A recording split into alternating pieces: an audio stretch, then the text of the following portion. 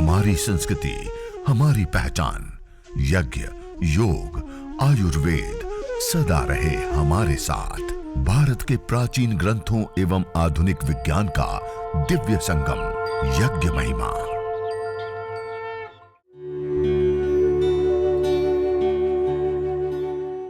भारतीय संस्कृति में यज्ञ, योग एवं आयुर्वेद जैसी अमूल्य विद्याएं हैं, जिसका मूल है वेद। इतिहास की ओर दृष्टि डालें तो भगवान राम, भगवान कृष्ण से लेकर राजा महाराजाओं, ग्रामवासियों व अरण्यवासी ऋषियों की कुटियों तक नित्य व नैमित्तिक यज्ञों का प्रचलन देखने को मिलता है।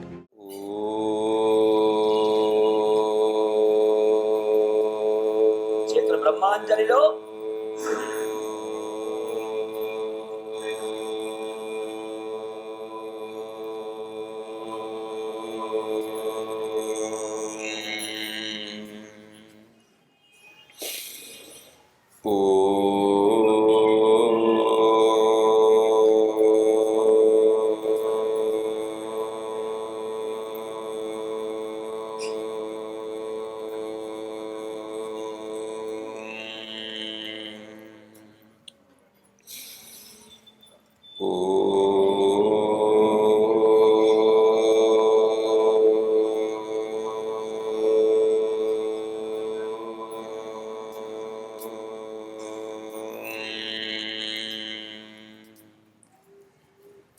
तीन बार ओंकार का उद्घोष करने के बाद अब हम आचमन करेंगे। आपके पास जो जल की कटोरी रखी उसमें से अपने दाएं हाथ की अंजलि में, राइट हैंड में एक चम्मच जल लेंगे और मंत्रोच्चारण के बाद इस हथेली को नालीनुमा बनाते हुए इस जल का हम पान करेंगे। राइट हैंड में सबने जल ले लिया। ओम अमृतोपस्तरणमसि स्वाहा। दूसरी बार जल लेंगे। ओम अमृतापिधानमसि स्वाहा। तीसरी बार जल लेंगे। ओम सत्यम यशः श्रीर्मयि श्री श्रयतां स्वाहा। अब हस्त प्रक्षालन कर लेंगे। हाथ को थोड़ा सा धो लेंगे और उसके बाद लेफ्ट हैंड की हथेली में, बाएं हाथ में एक चम्मच जल लेंगे और राइट हैंड दाएं हाथ की मध्यमा अनामिका 2 उंगलियों को जल में स्पर्श करते हुए एक एक इंद्रिय का स्पर्श करते हुए उसकी पवित्रीकरण, शुद्धिकरण और शक्ति की प्रभु से प्रार्थना करते हुए, कामना करते हुए ओम वाङ्मास्यस्तु। ओम नसोर्मे प्राणोऽस्तु। ओम अक्ष्णोर्मे चक्षुरस्तु। ओम कर्णयोर्मे श्रोत्रमस्तु। ओम बाह्वोर्मे बलमस्तु। ओम ऊर्वोर्मओजोऽस्तु। ओम अरिष्टानि मेंगानि तनुस्तन्वा मे सह सन्तु। शरीर के सभी अवयवों के ऊपर, अंगों के ऊपर जल का छिड़काव करने के बाद आइए सभी लोग सीधे बैठ करके हाथ जोड़ते हुए परमपिता परमात्मा को याद करते हुए स्तुति, प्रार्थना और उपासना करते हैं। अग्नि की उपासना करते हुए सभी लोग हाथ जोड़ करके श्रद्धा भाव के साथ सीधे बैठ करके अथ ईश्वर स्तुति प्रार्थनोपासना। ओम विश्वानि देव सवितर्दुरितानि परासुवा यद्भद्रं तन्न आसुवा। ओम हिरण्यगर्भः समवर्तताग्रे भूतस्य जातः पतिरेक आसीत् सदाधार पृथिवीं द्यामुते मां कस्मै देवाय हविषा विधेम।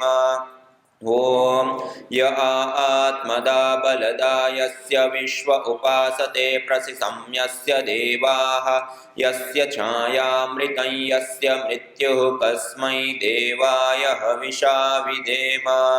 ॐ यः प्राणतो निमिषतो महित्वैकैद्राजा जगतो बभूव य ईशे अस्य द्विपदश्चतुष्पदः कस्मै देवाय हविषा विधेम। ॐ येनद्यो रुद्रा पृथिवी च दृढा येन स्वस्तमितं येन नापः यो अन्तरिक्षे रजसो विमानः कस्मै देवाय हविषा विधेम। ॐ प्रजा आपतेन त्वदेतान्यन्यो विश्वा आजातानि परिता बभूव यत्का आमास्तेजुमस्तन्नो अस्तु वयं स्याम पतयोरयीणाम्। ॐ स नो बन्धुर्जनिता सविधाता धामानि वेदभुवनानि विश्वा यत्र देवा अमृतमानसाना तृतीये धामन्नद्येरयन्त। ॐ अग्नेनय सुपधाराये अस्मान् विश्वानि देव वयुनानि विद्वान् युयोध्यस्मज्जुहुराणमेनो भूयिष्ठान्ते नम उक्तिं विधेम। ईश्वरस्तुति प्रार्थनोपासना। ईश्वर स्तुति प्रार्थना उपासना के उपरांत अब हम जल प्रोक्षण करेंगे। आचमन अंग स्पर्श आदि करते हुए अपने दाएं हाथ की अंजलि में कलश है ना, कलश से अपने दाएं हाथ की अंजलि में थोड़ा सा जल लीजिए राइट हैंड में। सबसे पहले हवन कुंड के पूर्व दिशा में दक्षिण से उत्तर की ओर जलधारा बहाते हुए हम जल प्रोक्षण करेंगे। ओम अदितेनुमन्यस्व। वेदी के पूर्व दिशा में दक्षिण से उत्तर की ओर अपने राइट हैंड से लेफ्ट हैंड की ओर। ओम अनुमते अनुमन्यस्व। హవనకుండంలో నీళ్లు పడకుండా చక్కగా పోయాలి. ఇప్పుడు ఉత్తరం దిక్కు అంటే ఎడమ చేతి వైపు మీ యొక్క పశ్చిమం నుంచి తూర్పుకి ఇలా మన వైపు నుంచి ముందు వైపుకి పొడవుగా నీళ్లు పోయాలి. ఓం సరస్వత్యేనుమన్యస్వ. ఇప్పుడు నాలుగవసారి వెలిగించిన దీపం ఈశాన్యంలో ఉంది కదా, ఈశాన్యం నుంచి ప్రారంభించి చుట్టూరా పరిక్రమణ చేస్తూ ఈశాన్యం దాకా నీళ్లు పోయాలి. ఓం దేవ సవితా ప్రసువయజ్యం పతిం భగాయ दिव्यो गंधर्वा केतपो केतं न पुनातु वाचस्पतिर्वाचन्नः स्वदतु। ॐ सोमाय स्वाहा। इदं सोमाय इदं नमः। మధ్యలో వేయాలి. పైనుంచి మధ్యలో ఫోటో తీసే వాళ్ళు పక్కన జరగండి. దయచేసి ఫస్ట్ ఆస్వాదించండి. మధ్యలో ఆహుతి వేత అర్థమవుతుందా? స్వాహ గట్టిగా అందాం. ఓం ప్రజాపతయే స్వాహా. ఇదం ప్రజాపతయే ఇదం నమః. ఓం ఇంద్రాయ స్వాహా. ఇదం ఇంద్రాయ ఇదం నమః. ఓం అగ్నిర్జ్యోతిర్జ్యోతిరగ్ని స్వాహా. ఓం అగ్నిర్వర్చో జ్యోతిర్వర్చ స్వాహా. ఓం మౌనాహుతి స్వాహా. ఓం सजुर्देवेन सवित्रा सजुरात्रिन्द्रवत्या जुषाणो अग्निर्वेतु स्वाहा. ॐ भूरग्नये प्राणाय स्वाहा. इदमग्नये प्राणाय इदं नमः. ॐ भुवर्वायवे पान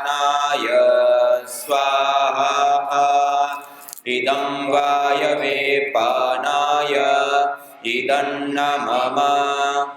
ॐ स्वरादित्याय व्यानाय स्वाहा इदमादित्याय व्यानाय इदन्न मम। ॐ भूर्भुवस्वरग्निवायवादितेभ्यः प्राणापानव्यानेभ्यः स्वाहा इदमग्निवायवादितेभ्यः प्राणापानव्यानेभ्यः इदन्न मम। ॐ आपो ज्योतिरसोऽमृतं ब्रह्म भूर्भुवस्वरों स्वाहा। ॐ या मेधां देवगणः पितरश्च उपासते तया मामद्य मेधयाग्ने मेधाविनं कुरु स्वाहा। ॐ विश्वानि देव सवितर्दुरितानि परासुव यद्भद्रं तन्न आसुव स्वाहा। ॐ अग्नेनय सुपथाराये अस्मान् विश्वानि देव वयुनानि विद्वान् युयोध्यस्मज्जुहुराणमेनो भूयिष्ठान्तेन मौक्तिं विधेम स्वाहा।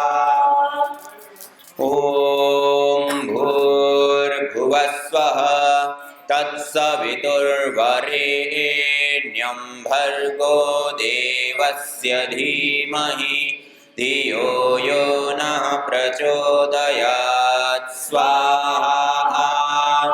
ॐ भूर्भुवस्वः तत्सवितुर्वरेण्यं भर्गो देवस्य धीमहि धियो यो नः प्रचोदयात् स्वाहा।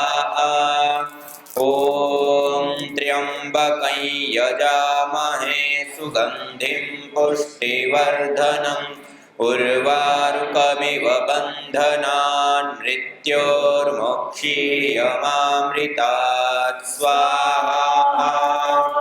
ॐ सर्वं वै पूर्णत्वं स्वाहा।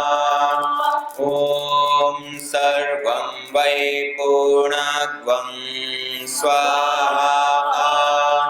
ॐ सर्वं वै पूर्णत्वं स्वाहा। हाथ को पोंछ करके अब हम सीधे बैठे हाथ जोड़ करके प्रार्थना।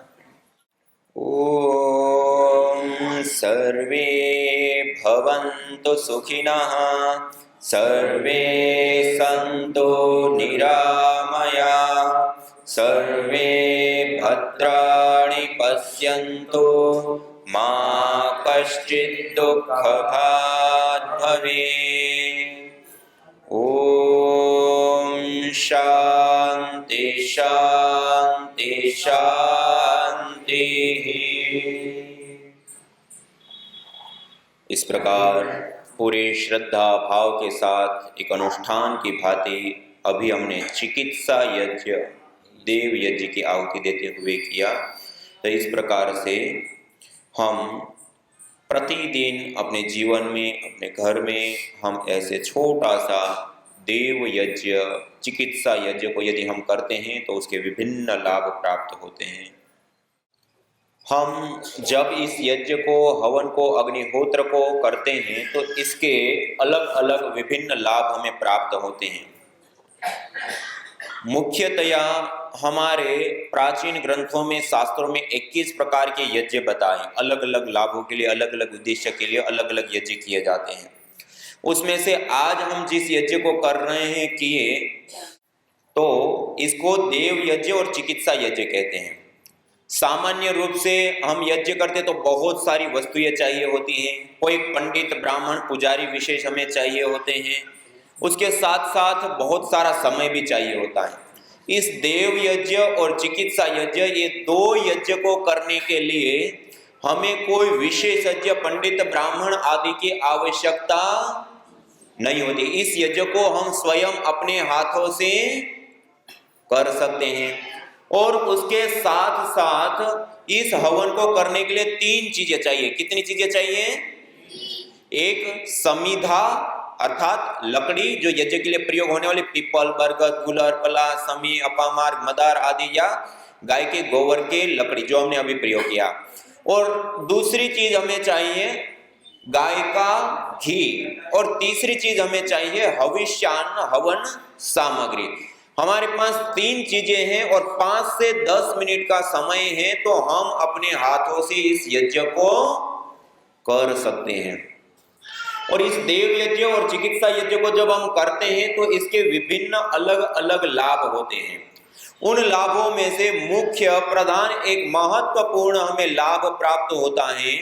हम जिस जीवन को जीते हैं उस जीवन के लिए हमें अग्नि, वायु, जल, पृथ्वी, आकाश, सूर्य, चंद्र, नक्षत्र, तारा, ये पूरे सारी जो देवीय शक्तियां हैं उन सब का सहयोग मिलता है, तब हमारा जीवन चलता है। इन सारे देवताओं से हम लेते हैं, हम उनको वापस क्या लौटाते हैं? वापस क्या देते हैं?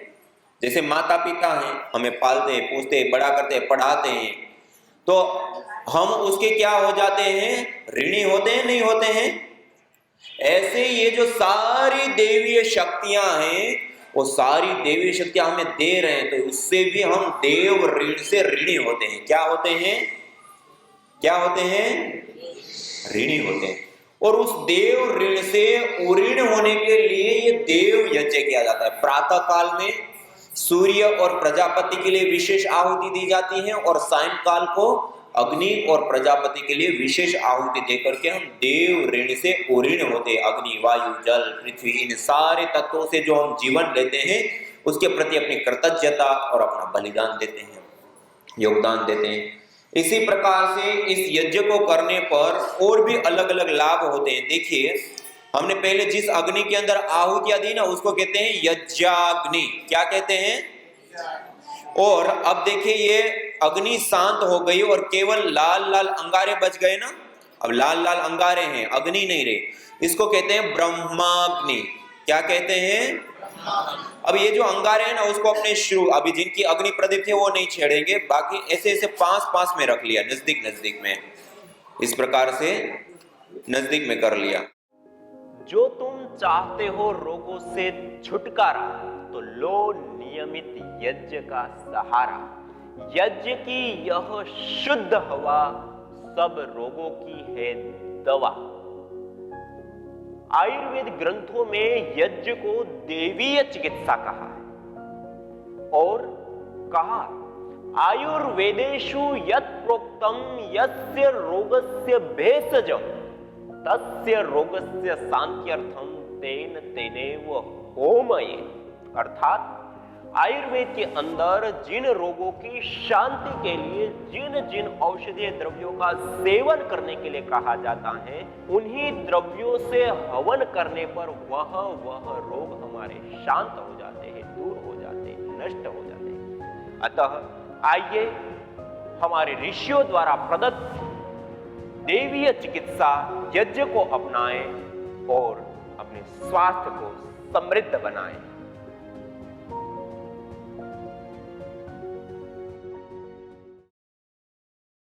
दूसरा, जल सिंचन के लिए जब हम यज्ञ करते हैं तो वेदी के चारों दिशाओं में हम जल का सिंचन करते हैं। तो उसके लिए हमें विशेष करके ऐसा एक छोटा सा ताम्र का लोटा, वैसे हमारे घर में स्टील आदि का है तो वो भी चल सकता है, लेकिन पानी के लिए उत्तम माना गया है ताम्र धातु। ताम्र धातु के अंदर रखा हुआ जो जल है वह जल पवित्र होता है, शुद्ध होता है, बैक्टीरिया, वायरस आदि से मुक्त होता है।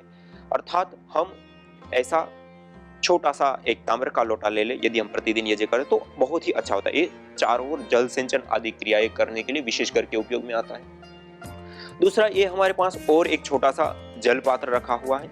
इस जल पात्र के अंदर हमने पानी रखा हुआ है। एक ऐसी छोटी सी ये चम्मच है जो आचमन आदि करने के लिए, हथेली में जल लेने के लिए विशेष करके लाभकारी है। तो ऐसा कोई भी आप पात्र ले, यदि ताम्र का है तो अच्छा है जल का पात्र, यदि ताम्र का नहीं है तो आप कोई भी अपने घर के अंदर छोटा ग्लास, चम्मच, कटोरी होती है तो उसका भी आप प्रयोग ले सकते हैं। दूसरी एक छोटी सी प्लेट और आप अलग से ले सकते हैं, क्योंकि जब हम आचमन, अंग स्पर्श आदि क्रियाएं करेंगे तो उस क्रियाओं को करने के बाद इस पात्र के अंदर जब हस्त प्रक्षालन करेंगे, हाथ को धोएंगे, तब उस जल को इस पात्र के अंदर हम डालते हैं। तो ये छोटा सा एक पात्र अलग से भी हम रख ले और ये आचमन के लिए हम एक पात्र। आगे एक ऐसा छोटा सा कोई भी दीपक, दिया जिसको हम कहते हैं, जो हम अग्न्याधान करेंगे उससे पहले जब दीप प्रज्वलन किया जाता है और दीप प्रज्वलन पूर्वक फिर हम अग्न्याधान करते हैं।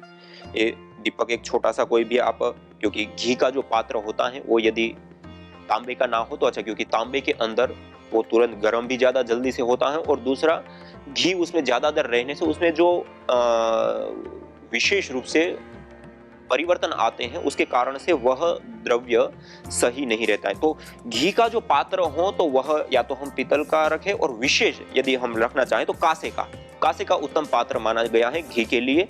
पानी के लिए उत्तम पात्र माना गया है ताम्र पात्र, तो हम कांसे का पात्र भी घी के लिए ले सकते हैं। तो दीपक भी हम पीतल का या कांसे का तो वैसे आता नहीं, तो हम पीतल का दीपक ले सकते हैं। उसमें छोटी सी एक बाती, ये जो मेरे सामने आप देख पा रहे हैं, इस प्रकार से छोटी सी एक बाती बना करके, और उस बाती को हम दीपक के अंदर इस प्रकार से हम लगा देते हैं, ऐसे बीच में, और फिर रख देते हैं। दूसरा एक ऐसा चम्मच, इसको श्रु बोलते हैं, श्रुआ बोलते हैं, जिसके आगे अंगुष्ठ के बराबर गड्ढे वाली एक छोटी चम्मच होती है और लंबी सी डंडी होती है आवश्यकता अनुसार, और इसमें हम घी की विशेष रूप से आहुति देते हैं। और इसको पकड़ने का एक विशेष ढंग होता है, हम ऐसे नहीं पकड़ते इसको, सामान्य रूप से लोग ऐसे पकड़ करके ऐसे करते नहीं, इसको हमें पकड़ना है जैसे हम पेन पकड़ते हैं। पहले पेन जैसे पकड़ते ऐसे हमने पकड़ लिया, ये मैंने पेन जैसे हम लिखते हैं इस तरीके से पकड़ लिया। अब ऐसे पकड़ने के बाद ये प्रथम उंगली को ऐसे सीधा कर दीजिए। जब आप प्रथम उंगली को सीधा करें तो अंगुष्ठ और प्रथम उंगली के मध्य में यहां दब गया और प्रथम उंगली और अंगुष्ठ के माध्यम से इस प्रकार से पकड़ा गया, ऐसे। अब जब हम ओम का उच्चारण मंत्र से पूर्व करते हैं तब हम घृत को भरेंगे, और जब अंतिम में स्वाहा बोलते हैं तो स्वाहा के साथ हम आहुति देते हैं। ओम के साथ भरना है और स्वाहा के साथ आहुति देनी। एक शुरू की बात है। एक कोई भी ऐसा छोटा सा पात्र आप घृत के लिए रख सकते हैं, जिसमें तपा हुआ, जैसे मेरे सामने आप देख सकते हैं, गरम घी है, पिघला हुआ घृत है, तो ऐसा गरम घृत, पिघला हुआ घृत होना चाहिए। जमा हुआ घी का हम विशेष रूप से प्रयोग यज्ञ के लिए नहीं करते हैं। तो इस प्रकार से ऐसा कोई भी छोटा सा एक पात्र। यज्ञ भारतीय संस्कृति की मुकुट मणि है, प्रतीक है, मूल है। मानव जीवन के हर पहलू के साथ यज्ञ जुड़ा हुआ है, चाहे वह संस्कार, चाहे पूजा पाठ या फिर पर्व से लेकर हर शुभ अशुभ अवसरों में भी यज्ञ करने की सार्वभौमिक, वैज्ञानिक एवं पंथ निरपेक्ष पावनी परंपरा रही है। आइए हम संकल्प लें, संसार के श्रेष्ठतम कर्म यज्ञ को अपनाएं। पिंड और ब्रह्मांड में संतुलन कायम करने वाले यज्ञ को अपने जीवन का अभिन्न अंग बनाएं एवं प्रकृति मां के प्रति अपने ऋणों को अदा करें। विश्व स्वास्थ्य का एक नारा, यज्ञ से होगा जग उजियारा।